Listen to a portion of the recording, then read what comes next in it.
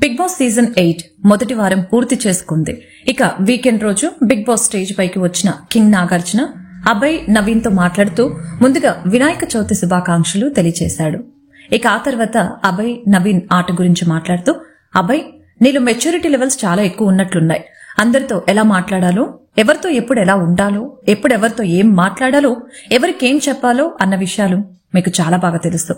అసలు ప్రధానంగా నీతో మాట్లాడాల్సిన అంశం ఏంటంటే, మీ అందరినీ హౌస్ లోకి పంపించిన మొదటి రోజు ఎవరేం పనులు చేసుకోవాలి, ఎవరేం చేయాలి అన్న క్వశ్చన్ మీలో వచ్చిన తర్వాత అందరూ ఏది పడితే అది మాట్లాడుతూ ఉంటే నువ్వొక్కడివే దానికి సరైన సమాధానం వెతికి అందరికీ నచ్చేలా, అందరూ మెచ్చేలా ఎవరు ఏ డిపార్ట్మెంట్ లో ఉండాలి, ఎవరు ఏ పనులు చేస్తే బాగుంటుంది, ఎవరైతే ఏ పనులు చేయగలరని బాగా ఆలోచించి ఇంట్లోకి వెళ్లిన ఒక్క రోజులోనే అందరినీ అంత అర్థం చేసుకున్న మొదటి వ్యక్తి నువ్వే.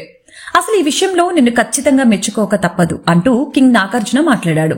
ఇక బిగ్ బాస్ లో ఎలా ఉంటే ఏ స్ట్రాటజీ చేస్తే ఎక్కువ రోజులు హౌస్ లో ఉండగలుగుతారు అప్పుడే బాగా తెలిసిపోయినట్లుంది. ఎక్కడ నవ్వించాలో, ఎక్కడ కోప్పడాలో, ఎక్కడ ఎవరితో ఏం చెప్పాలో బాగా తెలిసిపోయింది.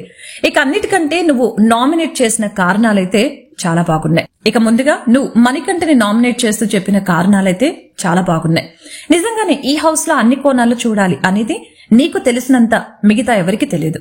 మణికంఠ అన్న మాటలు ప్రతిదీ కూడా గుర్తు పెట్టుకుని ఆ కారణాలతో తనని నామినేట్ చేయడం చాలా బాగుంది.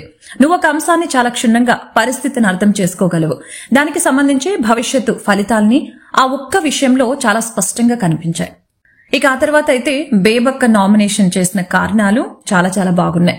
బేబక్కని నామినేట్ చేస్తూ వంట చేయలేదు, ఆమ్లెట్ చేయలేదు, పప్పు మాడిపోయింది, గుడ్డు రాలేదు అంటూ చాలా సిల్లీ రీజన్స్ చెప్పి తనని నామినేట్ చేస్తే నువ్వొక్కడివే తన వల్ల చీఫ్ అయ్యే అర్హత కోల్పోయావు అన్న వాల్యుబుల్ రీజన్ తో బేబక్కని నామినేట్ చేసిన ఏకైక వ్యక్తివి నువ్వే. నామినేషన్ లో నువ్వు చెప్పిన కారణాలైతే చాలా అంటే చాలా బాగున్నాయి అంటూ అభయ్ నవీన్ పై కూడా ప్రశంసల వర్షాన్ని కురిపించాడు కింగ్ నాగార్జున. ఇక తర్వాత కింగ్ నాగార్జున మాట్లాడుతూ, ఇంత మెచ్యూర్డ్ గా ఆలోచించే నువ్వు ఎందుకని సీత విషయంలో అంత ఇమానిటీ లేకుండా ఉన్నావు అంటూ కాస్త సీరియస్ అయ్యాడు కింగ్ నాగార్జున. ప్రేరణ మంచిగానే తను తాగిన బాటిల్ ని డస్ట్ బిన్ లో వేస్తే దాన్ని తీసి మరి బయట పెట్టింది నువ్వు. వెళ్లి సీతను తీసుకొచ్చి మరి దాన్ని తీయించింది కాస్త ఓవర్ గా అనిపించలేదా? ఎంత వాళ్ళు టాస్క్ లో ఓడిపోతే మాత్రం ఇంతలా వాళ్ళతో పని చేయించుకోవటం కరెక్ట్ కాదు కదా. తింటున్న ప్లేట్ కూడా వదిలేసి వెళ్లిపోయింది. సీత ఒకరు ఆకలితో పడుకోవాలని నీ సెల్ఫిష్ నేనా? అన్ని విషయాల్లో అంత ముందు చూపుగా ఆలోచించే నువ్వు ఈ విషయంలో ఎందుకో కాస్త ఎక్కువ చేశావు. అంటే నీలో గెలవాలన్న గర్వం కనిపించింది అంటూ మాట్లాడుతూ, రేపటి రోజున మీరు టాస్క్ లో ఓడిపోతే మీ పరిస్థితి కూడా ఇలానే అవ్వచ్చు. ఏది చేసినా కాస్త ఆలోచించి చేయాలి కదా అంటూ వార్నింగ్ ఇచ్చారు నాగార్జున. కానీ ఆ తర్వాత మణికంఠ విషయంలోనే నువ్వెందుకో కాస్త అగ్రెసివ్ గా ఉన్నావు అనిపించింది. ఎందుకంటే మణికంఠ సింపతి కార్డు వాడుకున్నాడు అని తన గేమ్స్ చాలా అగ్రెషన్ తో మాట్లాడావు. చివరికి మణికంఠ కూడా అదే ఒప్పుకున్నాడు. కానీ నువ్వంతా అగ్రెషన్ తో మాట్లాడాల్సిన అవసరం లేదు కదా నాకు అనిపించింది అంటూ నాగార్జున చెప్పుకొచ్చాడు.